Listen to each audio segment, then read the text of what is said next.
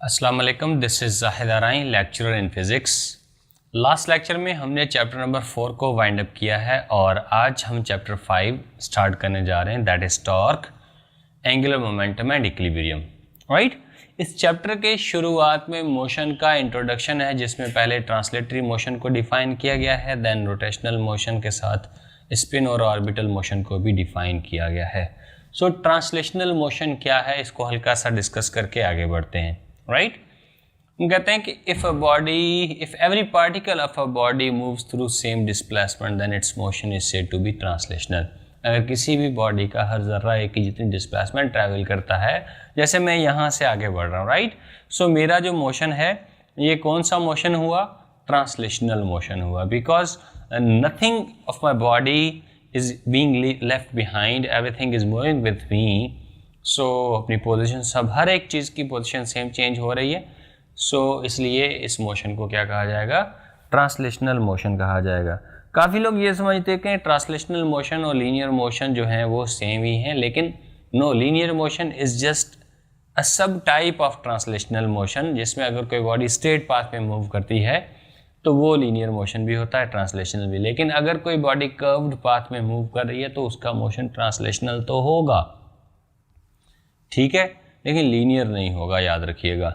सो translational motion को discuss करने के बाद हमारे पास नेक्स्ट सेशन है सर्कुलर मोशन का, जो कि हम पिछले चैप्टर में भी बहुत अच्छे से डिस्कस कर चुके हैं। अगर कोई बॉडी किसी एक फिक्स पॉइंट के इर्द गिर्द घूमे, चक्कर लगाए, तो उस बॉडी का जो मोशन होगा उसे सर्कुलर मोशन कहा जाएगा। सर्कुलर मोशन में आप खास एक चीज़ पढ़ते हैं, that is the centre of rotation and axis of rotation. वो भी हम पिछले लेक्चर में डिस्कस कर चुके हैं।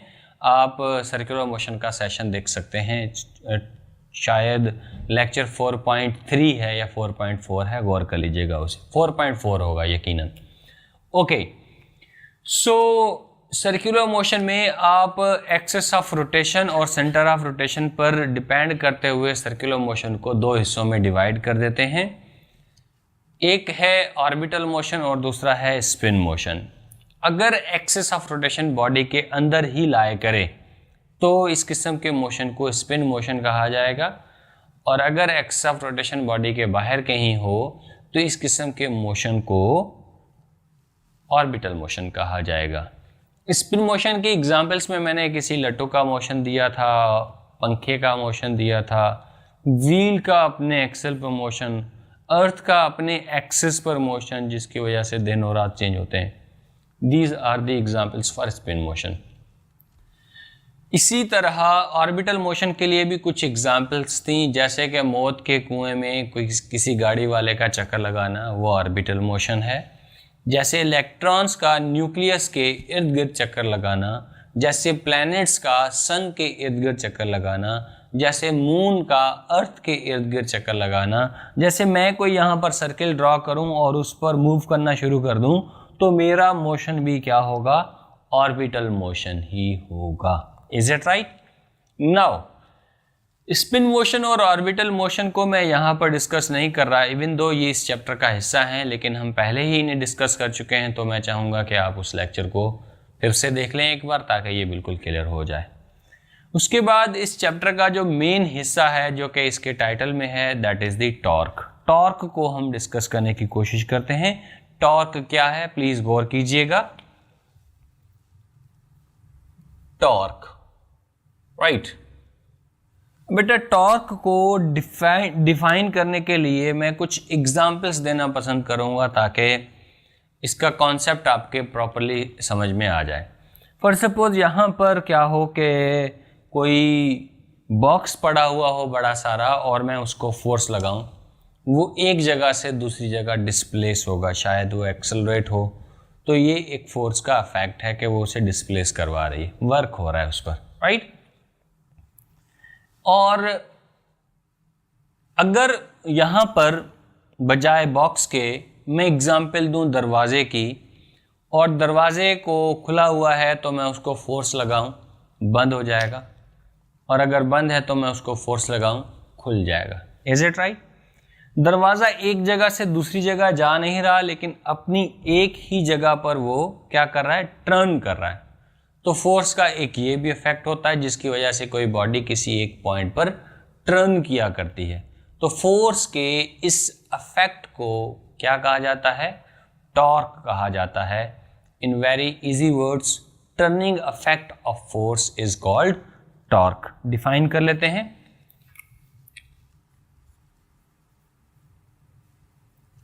Turning effect of force is torque. Now हमारी बुक में टॉर्क से रिलेटेड बहुत कुछ बयान किया गया है। हम बुक को फॉलो करते हुए बहुत सारी चीज़ें इसमें डिस्कस करने की कोशिश करते हैं, प्लीज़ गौर कीजिएगा।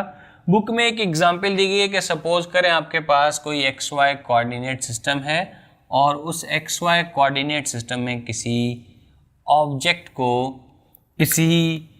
ऑब्जेक्ट सपोज करें ये कोई ऑब्जेक्ट है, इसको अंडर कंसिडरेशन लिया गया है जिसकी पोजीशन को लोकेट किया जा सकता है किसी पोजीशन वेक्टर से। Let's say that position vector is this and we may name it as R. Okay, और ये हॉरिजॉन्टल के साथ या फिर एक्स एक्सिस के साथ कोई एंगल बना रहा है थीटा। अगर इस ऑब्जेक्ट पर कोई फोर्स लगाई जाए, सपोज करें ये फोर्स लगाई जा रही है, तो फिर इस फोर्स को अगर आर के रेस्पेक्टिव इसके कंपोनेंट्स में तोड़ दिया जाए तो इसके दो कंपोनेंट्स होंगे। कौन कौन से कंपोनेंट्स होंगे? बेटा आर के रेस्पेक्टिव हम इसे रिजॉल्व करने जा रहे हैं। आर के रेस्पेक्टिव जब हम इसे रिजॉल्व करेंगे तो इसका एक कंपोनेंट जो कि आर के अलोंग होगा वो ये वाला होगा, ओके, जिसको आप एफ पैरेलल कह सकते हैं, और दूसरा इसका कंपोनेंट जो है वो आर के परपेंडिकुलर होगा। यहां पर भी आप उसे ड्रॉ कर सकते हैं, ओके, और यहां पर भी आप उसे ड्रॉ कर सकते हैं, जिसे आप नाम देंगे एफ परपेंडिकुलर। M right? अब बेटा यहां पर जितना एंगल बन रहा है उतना ही एंगल यहां पर बनेगा, दैट इज थीटा। तो इसका मतलब ये हुआ कि एफ पैरेलल किसके बराबर हुआ? आप कहेंगे F parallel is equals to F cos theta, और F perpendicular is equals to F sine theta. Okay, और फिर अगर मैं आपसे पूछूं कि इन दोनों कंपोनेंट्स में से कौन सा कंपोनेंट इस ऑब्जेक्ट को टर्न करवा सकता है, घुमा सकता है इस पॉइंट के इर्द गिर्द, राइट? तो आप कहेंगे जी ये एफ पैरेलल, F11 नहीं एफ पैरेलल है, राइट? ये इसको क्या घुमा सकता है? नहीं, ये इसको उधर खींच तो सकता है लेकिन इसको घुमा नहीं सकता। ओके, तो फिर कौन सा कंपोनेंट इसे घुमा सकता है? आप कहेंगे जी ये एफ परपेंडिकुलर, जो कि किसके बराबर है? एफ साइन थीटा के। तो जब ये वाला कंपोनेंट इस ऑब्जेक्ट को टर्न करवाएगा तो फिर टॉर्क पैदा होगा, जिसे आप कैसे डिफाइन कर चुके हैं? Turning effect of force. Is it right? तो फिर यहां से टॉर्क के लिए कोई फार्मूला बनता है, that torque magnitude of torque will be equals to magnitude of this position vector r and the component of force that makes it to circulate, that makes it to turn, that is equals to f perpendicular। और f perpendicular किसके बराबर है? आप कहेंगे जी ये किसके बराबर है? f साइन थीटा के। तो ये आपके पास क्या आ गया? Magnitude of torque. अब यहां पर मैग्नीट्यूड ऑफ टॉर्क को लेकर आप कुछ और चीजें भी डिस्कस करते हैं, गौर से देखिएगा, राइट? ये तो है इसकी मैग्नीट्यूड की फॉर्म में, मैं यहां पर लिख भी देता हूं। लेकिन टॉर्क जो है वो एक स्केलर क्वांटिटी नहीं है, टॉर्क एक वेक्टर क्वांटिटी है। अगर टॉर्क वेक्टर क्वांटिटी है तो इसका कोई ना कोई वेक्टोरियल फॉर्म भी होगा जो कि हम यहाँ पर रिप्रेजेंट कर सकते हैं। तो वेक्टर फॉर्म यहाँ पर क्या हो सकता है? आप कहेंगे जी इसका जो वेक्टर फॉर्म है वो होगा क्या कि tau is equals to R cross F. Um right? आप इसे लिखेंगे R क्रॉस F। फिर आप कहेंगे कि torque is the cross product, torque is the cross product of position vector R and the force F। Okay, इन दोनों का क्रॉस प्रोडक्ट है, cross product of R and F। यहां पर R पोजीशन वेक्टर है जो कि एक रेडियल वेक्टर के तौर पे भी काम कर रहा है। मजीद चीजें इसमें डिस्कस करते हैं कुछ और इंटरेस्टिंग। यहां पर बेटा गौर करें, ये जो फार्मूला मैंने लिखा है इसको सपोज करें मैं इक्वेशन 1 का नाम दे देता हूं और इसको इक्वेशन 2 का। इक्वेशन 1 को अगर आप यूज करें तो आपके पास क्या है, tau is equals to R F sine theta. यहां पर सारी चीजें स्केलर्स हैं और स्केलर्स कम्यूटेटिव लॉ को ओबे करते हैं, आगे पीछे करके इन्हें लिखा जा सकता है, कोई इशू नहीं है। इसका मतलब अगर साइन थीटा को मैं आर के साथ लिख दूं तो मैं ऐसे लिख सकता हूं R sine theta multiplied by F. और आर साइन थीटा क्या है, आर साइन थीटा आर का वो कंपोनेंट है जो फोर्स के परपेंडिकुलर है और इस कंपोनेंट को moment arm of the force कहा जाता है। आर साइन थीटा यहां पर बेटा क्या है, R sine theta is moment arm of the force, right. अब मोमेंट आर्म को समझने के लिए मैं यहां पर आपके लिए एक और डायग्राम ड्रॉ करने की कोशिश करूंगा और मोमेंट आर्म को डिफाइन भी कर लेते हैं कि मोमेंट आर्म क्या है। सो मोमेंट आर्म क्या है डिफाइन कर लेते हैं। Moment arm is what, perpendicular distance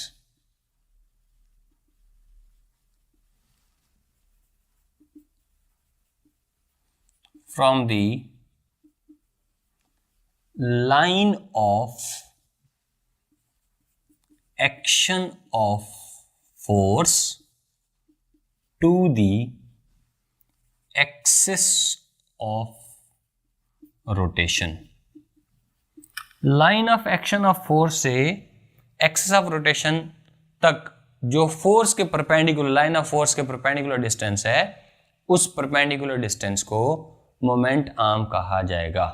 गौर कीजिएगा, मोमेंट आर्म को मैं यहां पर ग्राफिकली समझाने की कोशिश करता हूं। सपोज करें कि हमारे पास ये कोई रिजिड बार है जो कि अपने सेंटर पे रोटेटेबल है। ओके, अगर बेटा मैं यहां पर फोर्स लगाता हूं कुछ ऐसे, तो line of action of force क्या हुई, ये line of action of force के परपेंडिकुलर इस डिस्टेंस को क्या कहा जाएगा, मोमेंट आर्म। यहां पर फोर्स और इसके दरमियान थीटा कितना है, 90 डिग्री। एम आई राइट। अगर ये डिस्टेंस r है तो मोमेंट आर्म इस वक्त r के बराबर ही है, बिकॉज मोमेंट आर्म का हमने फॉर्मूला क्या लिखा हुआ है, r sine theta. So r sine 90, sine 90 किसके बराबर है, 1 के, so that is equals to r। इस वक्त मोमेंट आर्म किसके बराबर है, r के बराबर ही है। लेकिन अगर मैं इस एंगल को 90 डिग्री से कम करूं या बढ़ाऊं तो क्या होगा, गौर कीजिएगा, जितना एंगल यहां पर है उतना ही एंगल ये इस तरफ भी है, या यहां पर भी आप कह सकते हैं कि ये 90 डिग्री है। अब मैं क्या करूं कि इस एंगल को डिक्रीज करूं, तो मुझे क्या करना होगा, इस पर फोर्स लगानी होगी कुछ यूं, राइट। अगर मैं इस पर यूं फोर्स लगाता हूं तो एंगल 90 डिग्री से कम हो गया। ओके, 90 डिग्री से एंगल कम हो गया, तो अब क्या ये डिस्टेंस जिसको मैंने r से रिप्रेजेंट किया है, क्या ये डिस्टेंस मोमेंट आर्म है, नहीं। मोमेंट आर्म तो परपेंडिकुलर डिस्टेंस है, परपेंडिकुलर किसके, line of action of force के। तो इसका मतलब ये हुआ कि अब यहां पर ये डिस्टेंस कितना हो जाएगा, ये हो जाएगा शायद। ओके, या अगर मैं इसको थोड़ा बेहतर करके ड्रॉ करूं तो ये हो जाएगा, राइट। ये अब परपेंडिकुलर डिस्टेंस है। इसका मतलब अब r को कंपोनेंट्स में रिजॉल्व करें तो ये हो जाएगा r sin थीटा। अब मजीद मैं अगर एंगल को छोटा और कर दूं तो ये परपेंडिकुलर डिस्टेंस और छोटा हो जाएगा। देखिएगा कैसे कि मैं फोर्स अब यहां पर लगा रहा हूं तो line of action of force ये हो गई, तो ये परपेंडिकुलर डिस्टेंस कितना रह गया, आप कहेंगे जी ये इतना रह गया। फोर्स को अगर मैं और छोटे एंगल पर लगाऊं, ओके, कुछ ऐसे, तो ये डिस्टेंस जो है और कम हो गया।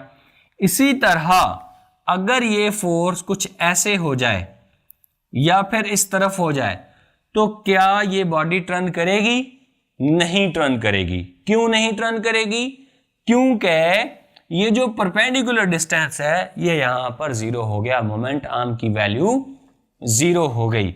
इसी से रिलेटेड हमारी बुक में एक एग्जांपल दी गई है, वो ये कि पहले टॉर्क को मोमेंट आर्म के फॉर्म में लिख लेते हैं।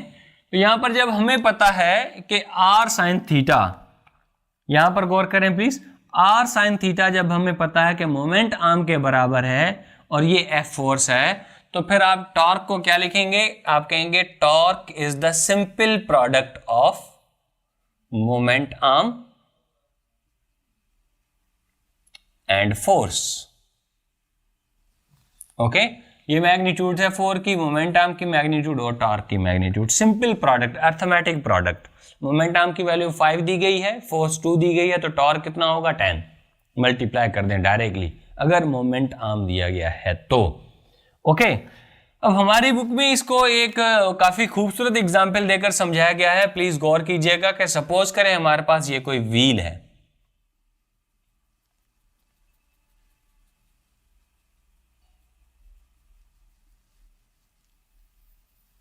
Is not a perfect wheel, but ये कि हमारे समझ में चीजें आ जाएंगी।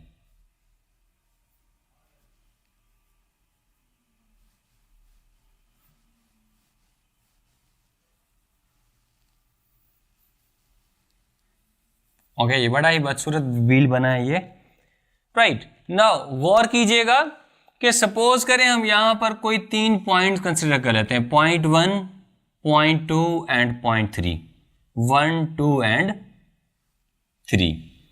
अब बेटा अगर फोर्स अप्लाई की जाए, सपोज करें ये कोई फोर्स है जो कि 10 न्यूटन की है, ओके, और यहां से लेकर यहां तक जो डिस्टेंस है सपोज करें ये है 5 मीटर, तो फिर जो टॉर्क पैदा होगा वो टॉर्क कितना होगा? इस पॉइंट 1 पर आप कहेंगे जी पॉइंट 1 पर टॉर्क होगा 5 multiply by 10 that is equals to 50 metre, 50 newton metre.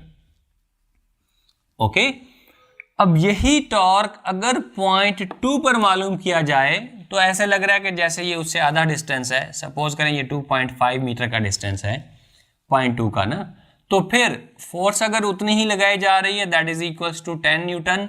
ये डिस्टेंस कम हो गया, परपेंडिकुलर डिस्टेंस। इसका मतलब इस पॉइंट पर फोर्स लगाने के लिए ये जो परपेंडिकुलर डिस्टेंस है, मोमेंट आर्म है, ये कम हो गया, जिसकी वजह से टॉर्क जो है वो कितना हो जाएगा? 2.5 multiplied by 10 that is equals to 25 newton metre.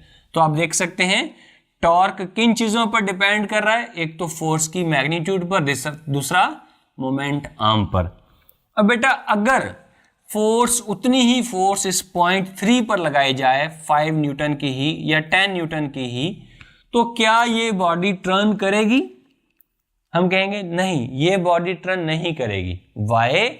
Because अब ये क्या है, line of action of force पास आते आते इतनी पास आ गई है जो एक्सिस ऑफ रोटेशन के अंदर से गुजर रही है, जिसकी वजह से इस फोर्स के लिए मोमेंट आर्म जो है r sin थीटा, उसकी वैल्यू कितनी हो गई? 0 हो गई, जिसकी वजह से जो है टॉर्क क्या हो जाएगा? वो 0 हो जाएगा, और उसी वजह से ये बॉडी, ये व्हील जो है टर्न नहीं करेगा। इसको उस तरफ एक पुश या पुल तो मिल रहा है, लेकिन उसके वजह से ये टर्न नहीं करेगा। इसका मतलब ये हुआ कि टर्न हमेशा किस वजह से करता है? टर्न हमेशा कोई भी बॉडी टेंजेंशियल फोर्स जब लगती है, जब ऐसी फोर्स लगे जो कि सर्कुलर पाथ के साथ टेंजेंशियल बनाए, तो टेंजेंशियल कंपोनेंट ऑफ फोर्स हमेशा टॉर्क पैदा करता है, क्योंकि ये कंपोनेंट टेंजेंशियल नहीं है, टेंजेंशियल होता तो ये इस डायरेक्शन में होता, राइट, तो ये टॉर्क पैदा नहीं करेगा। ओके, जब आप किसी बॉडी पर फोर्स लगा रहे हैं तो फोर्स लगाने से अगर बॉडी टर्न कर रही है तो वो या तो क्लॉकवाइज टर्न करेगी या फिर काउंटर क्लॉकवाइज या एंटी क्लॉकवाइज टर्न करेगी। तो एंटी क्लॉकवाइज टॉर्क जो है, एंटी क्लॉकवाइज टॉर्क, उसको पॉजिटिव माना जाता है, और जो क्लॉकवाइज टॉर्क है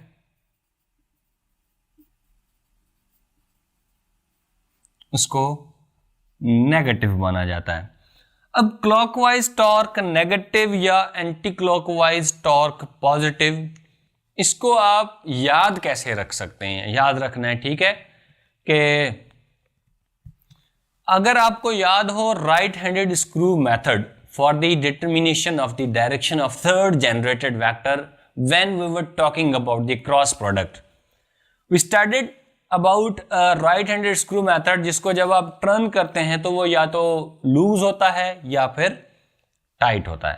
बेटा जब आप उसे काउंटर क्लॉकवाइज घुमाते हैं तो वो लूज होता है। अगर हॉरिजॉन्टल किसी शीट में वो स्क्रू लगा हुआ है, उस स्क्रू को काउंटर क्लॉकवाइज घुमाएंगे, एंटी क्लॉकवाइज घुमाएंगे तो वो लूज होगा, मतलब राइज होगा। राइज होगा तो किस डायरेक्शन में जाएगा? उसकी लेंथ जो आपके सामने वो बढ़ेगी, पॉजिटिविटी है।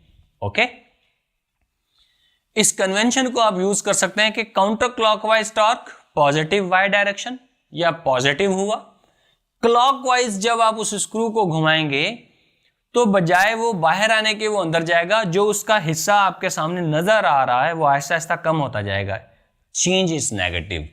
ओके, और दूसरी चीज ये कि वो किस तरफ जा रहा है? डाउनवर्ड जा रहा है, नेगेटिव वाई एक्सिस की तरफ।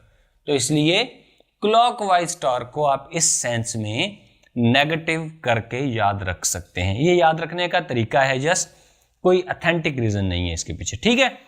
ओके जी, अब क्लॉकवाइज टॉर्क और एंटी क्लॉकवाइज टॉर्क हमने डिस्कस कर लिए। टॉर्क की डायरेक्शन थोड़ा सा डिस्कस कर लेते हैं। राइट हैंडेड स्क्रू मैं यहां पर ड्रॉ कर लेता हूं आपको समझाने के लिए, प्लीज गौर कीजिएगा। इज अ टफ डायग्राम, इसको थोड़ा टाइम लग जाता है ड्रॉ करने में, लेकिन मैं कोशिश करता हूं छोटा सा डायग्राम ड्रॉ करके आपको समझा दूं।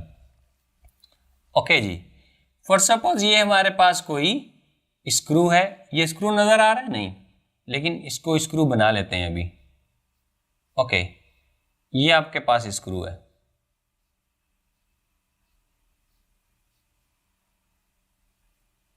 कौन सा स्क्रू हो गया बेटा? ये राइट हैंडेड स्क्रू।